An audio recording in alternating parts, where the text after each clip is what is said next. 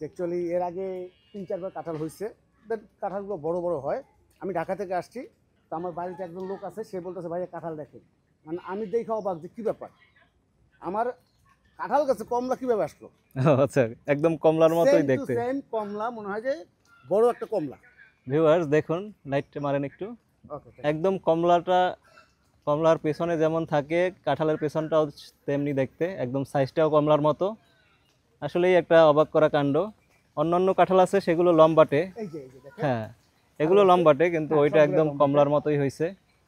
তো এটাই মূলত দেখতে অনেক দূর থেকে আসলাম, একটা আনকমন বিষয়।